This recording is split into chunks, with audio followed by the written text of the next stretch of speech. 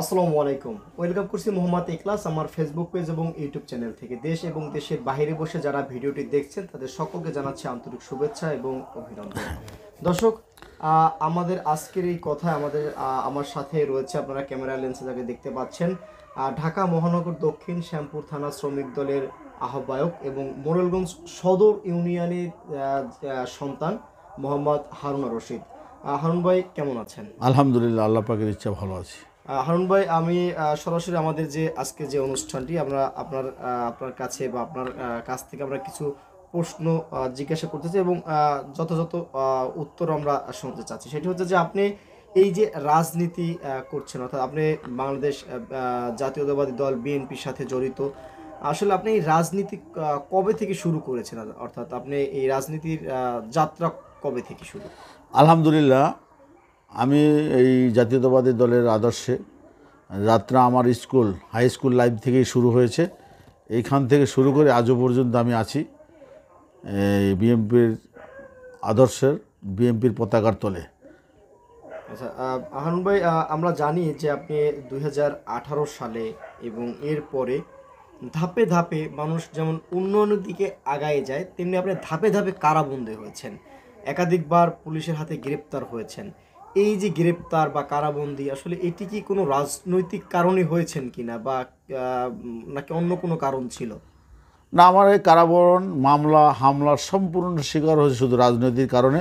আমি বাংলাদেশের জাতীয়তাবাদী দলের আদর্শের একজন সৈনিক হিসাবে ফ্যাসিস্ট, স্বৈরাচারিণী শেখ হাসিনার সরকারের দোসর যারা পুলিশ ছিল, তারা অযৌক্তিকভাবে আমাদের উপরে, শুধু আমার না, আমাদের বিএনপির যত নেতাগণ, সর্বনিম্ন যে মামলা নাই তারও 12 থেকে 13টা মানে যার মামলা নাই। আর আমাদের তো অনেক মামলা, অনেক অনেক মামলা, আমরা বারবার জেল খেটেছি শুধু এই বিএনপি করার কারণে। আচ্ছা, হানু ভাই, আপনারা জানি যে বিএনপি যে বর্তমান যে 31 দফা দাবির যে একটি কার্যক্রম আপনারা হাতে নিয়েছেন, তো আমাদের সাধারণ মানুষের জন্য আসলে এই 31 দফার বিষয়টা আমাদের একটু বিস্তারিত যদি বলতেন। আপনি অবগত আছেন, আমাদের দলের চেয়ারম্যান, আমাদের দল যে সৃষ্টি করেছেন শহীদ প্রেসিডেন্ট জিয়াউর রহমান সাহেব, তার একটি 19 দফা আছে। সেই 19 দফার লক্ষ্যে দেশ যেমন ডেভেলপ হয়েছে, সেই 19 দফাকেও ডেভেলপ করে আমাদের দলের বর্তমান ভারপ্রাপ্ত চেয়ারম্যান জনাব তারেক রহমান সাহেব সকল দলের সাথে আলাপ আলোচনা করে, বুদ্ধিজীবীর সাথে, সমাজের সাথে যা আলাপ করে তিনি এই 19 দফাকে বৃদ্ধি করে 31 দফা আছে।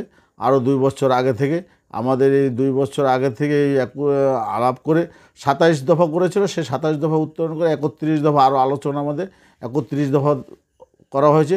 সেই 31 দফা বোঝানোর জন্য, শেখার জন্য বর্তমানে সারা বাংলাদেশে একটি কর্মশালা শুরু হয়েছে। ইতিমধ্যে ঢাকা মহানগরে বিভিন্ন থানায় কর্মশালা শুরু হয়েছে। এই কর্মশালাটা হলো আমরাও শিখব, জনগণকে শিখব আসলে 31 দফা কী। আর এই 31 দফা যদি আমরা বাস্তবায়িত করতে পারি, এ দেশটা একটা সমৃদ্ধি যাবে, উন্নতশীল দেশে যাবে। আমাদের অনেক নেতারা বলে সিঙ্গাপুর, জাপান এরকমের যারা বলে, আমার দলের ভারপ্রাপ্ত চেয়ারম্যান সাহেব বলেছে, আমরা এত কিছু বুঝি না, আমরা চাই আমরা ভালো কিছু করব দেশের জন্য। এই 19 দফা বাস্তবায়ন হলেই, যদি আমরা পুঙ্খানুপুঙ্খভাবে ওই 31 দফাকে আমরা যদি বাস্তবায়িত করতে পারি, তাহলে আওয়ামী লীগকে আমাদের হাতে মারতে হবে না, তাদেরকে মামলা দিতে হবে না, তারা অটোমেটিকই 31 দফা বাস্তবায়নের মাধ্যমে তারা উচিত শিক্ষা পেয়ে যাবে। তাই আমাদের 31 দফা বাস্তবায়নের লক্ষ্যে আমাদের কর্মশালা চলছে, আমাদের কর্মশালা মানে আমাদের প্রশিক্ষণ চলছে। আমরা নিজেরাও শিখতে আছি এবং সাধারণ জনগণকে আমরা 31 দফার ধারণাগুলো ডোর টু ডোর পৌঁছে দেওয়ার জন্য চেষ্টা করতেছি। আরুণ ভাই, এই যে আন্দোলন, অর্থাৎ তৎকালীন সরকারের যে পতন, ছাত্র জনতার যে আন্দোলন, এটি কি ছাত্র জনতার আন্দোলনে অর্থাৎ সরকার পতনের পিছনে আপনাদের দল অর্থাৎ বিএনপির অংশগ্রহণ ছিল কেমন মনে করেন? আপনি জানেন, এই আন্দোলনটা আজ থেকে, আমি অনেকে 17 বছর বলে, আমি 17 বছর, ওরা 15.5 বছর আগের থেকে শুরু হয়েছে এই আন্দোলনটা, এই সরকার পতনের আন্দোলন। হ্যাঁ, যারা অনির্বাচিত সরকার ছিল তার পতন, এই এই আন্দোলনটা 15.5 বছর আন্দোলন তিল তিল করতে করে আগে তালে রূপান্তরিত হয়েছে। এখানে এসে ছাত্রদের একটা দাবি, ইনক্লুড হয়েছে। কোটা এই সংস্কার থেকে শুরু কোটা সংস্কার থেকে শুরু হয়েছে। তবে এর পিঠে ছাত্র, শ্রমিক, জনতার যৌথভাবে আন্দোলনের মাধ্যমে এটা একটি লক্ষ্যে এসে পৌঁছেছে। সেই আমি ছাত্রদেরকে আহ্বান জানাবো, তারা আন্দোলন করেছে, এটা তাদের একা আন্দোলন করে কিছু, এটা আপামার জনগণ, এটা আসলে যৌথ আন্দোলন। হ্যাঁ, আপামার জনগণ এখানে ইনক্লুড ছিল। এবং ছাত্র, আপনারা একসময় দেখেছেন ছাত্রদের কিন্তু আন্দোলন একসময় প্রায় শেষ পর্যায়ে হয়ে গেছিল, যাদেরকে 6 জন যাকে অ্যারেস্ট করা হলো, তারা এই আন্দোলনে ওখান থেকেই বিএনপি আমাদের দলের ভারপ্রাপ্ত চেয়ারম্যান সাহেব দিক নির্দেশনায় শক্ত করে, হ্যাঁ, আমরা এই যখন 19 তারিখ আমরা শুক্রবার থেকে আমরা রাজপথে ছিলাম। আপনি একদম রাজপথে সেদিনকার আমার আছে শুক্রবার, আমাদের দলের সিনিয়র যুগ্ম অ্যাডভোকেট রুহুল কবির রিজভী সাহেবের প্রেস ক্লাব থেকে অ্যারেস্ট করালো। আমরা হাইকোর্ট, মাজার মসজিদ, জামে মসজিদে নামাজ পড়লাম। ওখান থেকে আমরা নামাজ শেষ হওয়ার আগে মুহুর্মুহু টিয়ারসের গুলি, রাবার বুলেট এবং হেলিকপ্টার থেকে পর্যন্ত আমরা দাঁড়াইতে পারি না। ওই দিনকার আমরা সেই প্রেস ক্লাব, তারপরে ফকিরাবল পানির ট্যাঙ্কি, তারপরে শান্তিনগর যে আমরা দানা বাঁধলাম, ওখান থেকেই আমাদের রাজনীতি মানে এই যে শুরু, বিএনপির মাঠে নামা, মানে জোরে সোরে নামা। হ্যাঁ, এবং দলের মহাসচিব ঘোষণা দিয়েছে, কঠোর ভূমিকা পালন করেছে। সর্বশেষ যখন সোনিয়া রায়, আমরা আমাদের নেতা দলের ভারপ্রাপ্ত চেয়ারম্যান তারেক রহমান সাহেবের নির্দেশে আমাদের যে নেতা, ঢাকা মহানগর দক্ষিণ বিএনপির সংগ্রামী সদস্য সচিব, ঢাকা 4 আসনের মাটি ও মানুষের নেতা, ছাত্র যুবক কৃষকের আইডল তিনি জনাব তানভীর আহমেদ রবিন সাহেব আমাদের একটি দিক নির্দেশনা দেন, যতদিন সরকার পতন নামে ততদিন সোনিয়াকরা এই এলাকার রাজপথে থেকে আন্দোলন করতে। তাই আমরা সেই 1 তারিখ থেকে শুরু করে 5 তারিখ পর্যন্ত শিফট করেছি। সকালে 1 গ্রুপ বিগত থেকে আমরা ওখানে সোনিয়াকরা ব্যারিকেড দিয়ে রেখেছি। আমরা বলবো, এখানে ছাত্রদের কোনো একক ক্রেডিট নেই। এখানে ছাত্র, শ্রমিক, জনতার মাধ্যমে এই স্বৈরাচার শেখ হাসিনা ভোট চোরের বিদায় হয়েছে, পালায়ন করেছে, তাদেরকে এখানেই ক্ষমতাচ্যুত করা হয়েছে, আপনারা দেখতে পাচ্ছেন। তাই আমরা রাজপথে ছিলাম, আমরা এখনও কিন্তু রাজপথে লড়ে যাচ্ছি। আপনাদের এই যে জাতীয় নির্বাচন, এই নির্বাচনকে কেন্দ্র করে আপনাদের কি ভূমিকা রয়েছে বা আপনারা কি চাচ্ছেন? আমরা চাচ্ছি, আপনি অবগত হয়েছেন, দেখতে পাচ্ছেন এই স্বৈরাচারের পতন হওয়ার পরে তারা আনসার মাঠে নামিয়েছিল। আনসার দিয়ে একটা ঘটনা ঘটাতেছিল, কিছু করতে পারেনি। তারপর দেখছেন রিক্সাওয়ালাদেরকে রামায়ণ দিয়েছিল, ব্যাটারি চালিয়ে, কথাটা আমরা প্রতিহত করেছি। এই সরকার এবং এই ইদানিংয়ে দেখতে পাচ্ছেন যে ছাত্ররা এই যে বাড়ি ঘরে আগুন, বা যারা মানে ছাত্ররা না, আপামার জনগণ যারা ক্ষুব্ধ হয়ে উঠছে, এটা বর্তমান যে, হ্যাঁ, এরা বর্তমান যেই অন্তর্বর্তীকালীন সরকার, তারা তো রাজনীতিবিদ না, তারা ভালো মানুষ, তারা শিক্ষিত মানুষ, তাদের পক্ষে দেশ চালানো সম্ভব না। তাই আমরা চাই অতি দ্রুত একটি নির্বাচন। এবং আমার দলের চেয়ারম্যান সাহেবও বলেছেন, ভারপ্রাপ্ত চেয়ারম্যান সাহেব বলেছেন যে যত সংস্কার করে বিলম্বিত করা হতে, তত দেশ মনে করেন অন্যদিকে যাবে। তাই আমরা চাই অতি তাড়াতাড়ি একটি সুষ্ঠু, সুষ্ঠু নিরপেক্ষ নির্বাচনের মাধ্যমে যখন সরকার গঠিত হবে, সেই নির্বাচিত সরকারের মাধ্যমেই এই দেশ পরিচালনা করে দেশের শান্তি শৃঙ্খলা বিরাজমান ফিরে আসবে। এবং দ্রব্যমূল্যের যে ঊর্ধ্বগতি আছে সেটাও লাগাম টানা হবে, এবং যে বিশৃঙ্খলটা আছে এটাও ইনশাল্লাহ লাগাম হয়ে যাবে জাতীয় নির্বাচনের মাধ্যমে। দ্রব্যমূল্যর যে দাম বা এই যে বর্তমানে যে ভাঙচুর বা ইত্যাদি যে বিষয়গুলো রয়েছে, এটি আসলে নির্বাচিত কোনো সরকার আসলে হয়তো বা এটার সমাধান হতে, এটি একমাত্র সমাধান নির্বাচন। আচ্ছা, একমাত্র সর্বোচ্চ নির্বাচন। অনুষ্ঠানের শেষ পর্যায়ে চলে এসেছি। আমি জানতে চাচ্ছি, আপনার আসলে রাজনীতিতে পদার্পণ ছোট থেকেই বলেন, স্কুল লাইফ থেকে রাজনীতিতে আসা, আসলে আপনি যেহেতু মোড়েলগঞ্জে আপনার বাড়ি, বাগেরহাট 4 আসন মোড়েলগঞ্জ উপজেলা আপনার বাড়ি, তো এই মোড়েলগঞ্জ থেকে ঢাকায় কেন রাজনীতি? আমার ঢাকা আসলে বিভিন্ন জায়গায় আমরা দেখেছি যে শ্যামপুর থানা শ্রমিক দল আহ্বায়ক সহ আরো গুরুত্বপূর্ণ জায়গায় আপনি দায়িত্বরত ছিলেন, এই বিএনপির দলের পোস্টেড ছিলেন। আসলে মোড়েলগঞ্জ থেকে ঢাকায় কেন? মোড়গঞ্জ আমি আসলে স্কুল লাইফ আমার মোড়গঞ্জে সবচেয়ে ভালো একটি স্কুল এই শিলা পাইলার হাই স্কুলে আমি 6-7 পড়েছি। পড়ার এক মুহূর্তে এই রাজনীতির সাথে জড়াবার কারণে আমার যে বড় ভাই, আমার 10 বাড়ি যে বড় আছে, আমার বড় ভাই, তিনি রাজনীতি হাঙ্গামা এই মিছিল মিটিং পছন্দ করতেন না, বিধায় আমি এখানে একটু চুপচাপ ছিলাম। তার পরবর্তী যে কোনো প্রেক্ষাপটে আমি একমাত্র ঢাকায় উঠে যাই। সেই ঢাকায় উঠে গিয়েও যখন আমি একটি মার্কেটে ব্যবসা বাণিজ্য শুরু করি, সেই মার্কেটে আমাকে যখন সেই 91 সাল আমার ক্লাব ছিল, তখন মিটিং আমি ওই ক্লাবের দরজায় দাঁড়িয়ে থাকতাম। দাঁড়ায় থাকার পরে অনেক সময় পরে আমি নিজে, আমাকে না বললেও আমি নিজে মাইকের ফোন ধরে শুরু করে দিতাম। তখন আমার এই মাইকের ফোন ধরা, আমার বক্তৃতা শোনার পরে আমরা ওইখানে ওই একটা ইউনিটে আমাকে সাংগঠনিক সম্পাদক করা হয়েছে। এক পর্যায়ে ইউনিটের সাংগঠনের পরে আমি একটা ওয়ার্ডের, তখন তৎকালীন বৃহত্তর ড্যামরা 90 নম্বর ওয়ার্ডের আমি শ্রমিক দলের সেক্রেটারি হয়েছি। আমার ওই তখন বৃহত্তর ড্যামরার, অবিভক্ত ড্যামরার সাবেক এমপি, ওই এলাকার জননন্দিত জননেতা, বীর মুক্তিযোদ্ধা, অবিভক্ত ঢাকার সাবেক সফল সাধারণ সম্পাদক আলহাজ সালাউদ্দিন আহমেদের সাহেবের পিছনে থেকে আমি রাজনীতি শুরু করেছি। ঢাকায় গিয়ে তার ছত্র সাথে তার সাথেই দল করেছি।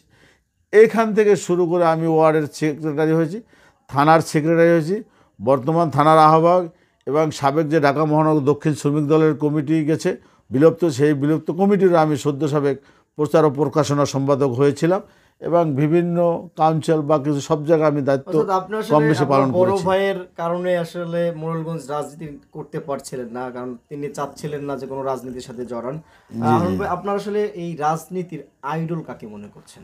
আমার রাজনীতির আইডল বর্তমান প্রেক্ষাপটে যাকে আমরা গর্বিত মনে করি, তিনি বাংলাদেশের একজন প্রথম প্রেসিডেন্টের সন্তান, তিনি রণাঙ্গনের বীর মুক্তিযোদ্ধার সন্তান, তিনি একজন সিপাহী জনতার মাধ্যমে এই দেশকে সমৃদ্ধ করেছেন। তিনি প্রথম প্রেসিডেন্ট শহীদ রাষ্ট্রপতি জিয়াউর রহমান এবং বাংলাদেশের প্রথম মহিলা প্রধানমন্ত্রী, তিনবারের সফল প্রধানমন্ত্রী দেশনেত্রী বেগম খালেদা জিয়ার সুযোগ্য উত্তরসূরি জনাব তারেক রহমান সাহেব, যা আপনি অবগত হবেন বিশ্বে বিরল। একজন প্রেসিডেন্টের ছেলে, একজন প্রধানমন্ত্রীর ছেলে এভাবে রাজনীতি আসে, এবং তিনি হাজার হাজার মাইল দূরে থেকে এই বিএমপিটাকে ধরে রেখেছেন, সুসংগঠিত করেছেন। নাহলে বিএমপি যে মানে সুসময় দুর্দিন গেছে আমি বলবো, সেই দুর্দিনে বিএমপিকে যে ভাঙতে পারে না, একমাত্র বিচক্ষণতার সহিত যিনি এই দলকে ধরে রেখেছে, আমার দলের ভারপ্রাপ্ত চেয়ারম্যান জনাব তারেক রহমান সাহেব আমাদের দলের আইডল। এবং আমি যে লোকাল রাজনীতি করি, আমার বিএমপির যে অভিভাবক, ঢাকা মহানগর দক্ষিণ বিএমপির সংগ্রামী সদস্য সচিব, এবং তার শুরুটাও ছিল আমার মতো একদম দুর্দিনে, 7 থেকে 8 সালের লাস্ট থেকে, একদম দুর্দিনে, যখন ড্যামরা, যাত্রাবাড়ি, কদমপুরি, শামপুর থালায় বিএমপির নাম লওয়ার মতো লোক ছিল না, তখনই যিনি মানে বাস পাখির মতো এসে যে বিএমপিকে আঁকড়িয়ে ধরেছে, তিনি হলে ঢাকা মহানগর দক্ষিণের সংগ্রামী সদস্য সচিব, ঢাকা 4 আসনের মাটি ও মানুষ নেতা, ছাত্র, যুবক, শ্রমিক, কৃষকের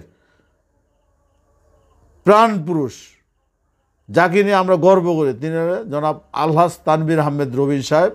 এবং আমার যে প্রিয় সংগঠন বাংলাদেশ জাতীয়তাবাদী শ্রমিক দল, ঢাকা মহানগর দক্ষিণের সিংহপুরুষ, খালেদা জিয়ার স্নেহভাজন, দলের ভারপ্রাপ্ত চেয়ারম্যান তারেক রহমান সাহেব বিশ্বস্ত হাতিয়ার, যিনি একজন সাহসী ব্যক্তিত্ব, যার পদার্পণ রয়েছে টেকনাফ হতে তেঁতুলিয়া, রূপসতবাদিয়া সমস্ত শ্রমিকের মাঝে। তিনি হলেন আমার প্রিয় রাজনীতি ব্যক্তিত্ব শ্রমিক দলের জনাব সুমন ভূঁইয়া ভাই। আচ্ছা হারুন ভাই, আমি একদম অনুষ্ঠানের শেষ পর্যায়ে আমরা চলে এসেছি, এবং আপনার এই মোড়েলগঞ্জে যে কারণে আগমন, অর্থাৎ দ্বিবার্ষিক কাউন্সিল নির্বাচন, মোড়েলগঞ্জ সদর ইউনিয়নকে কেন্দ্র করে গতদিন যে নির্বাচনটি হলো দ্বিবার্ষিক কাউন্সিল নির্বাচন, আপনি সকাল থেকে একদম ফলাফল দেওয়া পর্যন্ত ওইখানে অবস্থান করেছিলেন, অর্থাৎ নির্বাচনী মাঠে। এই যে সাধারণ মানুষ, অর্থাৎ বিএমপি যারা করে, যারা কাউন্সিল নির্বাচনে যারা ভোট দেবেন, তারা যে এই উৎসব মুখর পরিবেশ সৃষ্টি হয়েছিল আমরা গতকালকে দেখতে পেয়েছি, তো এই নির্বাচনকে কেন্দ্র করে কোনো ধরনের যারা জয়ী হয়েছে বা যারা পরাজিত হয়েছে তাদের মধ্যে কোনো ধরনের আক্ষেপ আছে কিনা যে সুষ্ঠু নির্বাচন হয় নাই বা এরকম কোনো ধরনের ঘটনা ঘটছে কিনা? না, আপনি জানেন বাংলাদেশের মানুষ 17টি বছর নির্বাচন থেকে বঞ্চিত। ভোট তাদের মনের মতো ভোটটি দিতে পারে না, একদম মনে করেন বঞ্চিত ভোট থেকে। সেই মুহূর্তে বাংলাদেশ জাতীয়তাবাদী দলের আদর্শের সৈনিকেরা, বাংলাদেশ জাতীয়তাবাদী দলের ভারপ্রাপ্ত চেয়ারম্যান তারেক রহমান সাহেব বলেছেন ত্যাগীদেরকে মূল্যায়ন করাতে হবে, যারা মামলা হামলার শিকার তাদেরকে মূল্যায়ন করতে হবে। তাহলে কী হবে, দলকে সুসংগঠিত করে কাউন্সিলের মধ্যে প্রতিটি কমিটি করতে হবে। তাই বাগেরহাট জেলা মোড়লগঞ্জ 4 আসন, মোড়লগঞ্জ উপজেলায় মোড়লগঞ্জ শরণখোলা 4 আসনের এই সদর ইউনিয়ন 15 নম্বর ওয়ার্ডে 15 নং ইউনিয়নে গতকালকে যে কাউন্সিলটি হয়েছে বাগেরহাট জেলার নেতৃবৃন্দর নেতৃত্বে, কাউন্সিলটি অত্যন্ত সুন্দর এবং তাৎপর্যপূর্ণ হয়েছে এবং একদম নিরপেক্ষ নির্বাচনের মাধ্যমে কমিটি দেওয়া হয়েছে। এই কমিটি আমি খুব আনন্দিত। তবে একটি কথা হলো এই, বিগত দিনে যারা নির্যাতিত হয়েছে, হামলা মামলার শিকার আছে, অনেকে কমিটিতে আসতে পারেনি। এর পিছনে কিছু কারণ আছে, সেই কারণটা আমি বলতে চাই। আমার ব্যক্তিগত মতামত, এখানে বিএনপিতে কিছু নতুন নতুন লোক নেওয়া হয়েছে, যারা বিএনপিতে আসছে, নতুন নতুন লোক নেওয়া হয়েছে। তারা কে দুর্দিনে ছিল, কে হামলা মামলার শিকার হয়েছে, তারা এত কিছু বুঝে নাই বিধায় অনেকে এবং কিছু টাকার কারণে কিছু। তবে সর্বোপরি কাউন্সিল সুন্দর হয়েছে, নিরপেক্ষ হয়েছে। এই নির্বাচনটা নিরপেক্ষ হওয়ার কারণ হলে মানুষ ভোট দেবে না। আমার সবচাইতে আনন্দিত হয়েছে যে আমি এসে দেখলাম মাঠ পুরো কাউন্সিলে ভরে গেছে, যেন জাতীয় নির্বাচন বা মেম্বার চেয়ারম্যানের যে নির্বাচনে ওভাবে একদম মানে সমম একদম জনসমুদ্রে পরিণত এবং সিরিয়াল বাই যারা কাউন্সিলটা করেছে তারা অনেক দক্ষতার সাথে করেছে। এবং যেমন ভোটটা নিয়েছে, হয়তো অনেকে জানে না বা বুঝেন, এই ভোটটা নেওয়া হয়েছে যেমন 1 নম্বর ওয়ার্ডের ভোট নেওয়া হয়েছে, তারপর 2 নম্বর ওয়ার্ডের, এভাবে 9 নম্বর ওয়ার্ড পর্যন্ত ভোট ধারাবাহিকভাবে ভোট নেওয়া হয়েছে। এই জন্য আমি খুব যারা ভোটটা নিয়েছে তাদেরকে অভিনন্দন এবং স্বাগত জানাই। হারুন ভাই, আমরা একদম অনুষ্ঠানের শেষ পর্যায়ে সর্বশেষ যে প্রশ্নটি আপনার থাকবে সেটা হচ্ছে যে আপনি মোড়লগঞ্জ সদর ইউনিয়নের সন্তান, আপনার সদর ইউনিয়নে আপনার বাড়ি, এখানেই আপনার বেড়ে ওঠা। আপনি বলেছেন যেহেতু যে আপনি ঢাকা যাওয়ার পূর্ব পর্যন্ত অর্থাৎ ক্লাস 7-এর আগ পর্যন্ত আপনি এখানেই বড় হয়েছেন। সর্বোপরি কথা হচ্ছে আপনি মোড়লগঞ্জের সন্তান এবং ঢাকা রাজনীতি করছেন। তো মোড়লগঞ্জে যেহেতু আপনি 15 নং সদর ইউনিয়নের সন্তান, সদর ইউনিয়নের বাড়ি, তো আপনার এই যেহেতু আপনি ঢাকার রাজনীতি করছেন, তো এই মোড়লগঞ্জ সদর ইউনিয়নকে আপনি আসলে কোন পর্যায়ে দেখতে চান, বা আপনি আসলে এই সদর ইউনিয়নকে নিয়ে আপনার দল বা আপনি কি ভাবছেন? আমি বলবো সদর ইউনিয়নটা আমার এই মোড়েলগঞ্জ উপজেলার নাভি।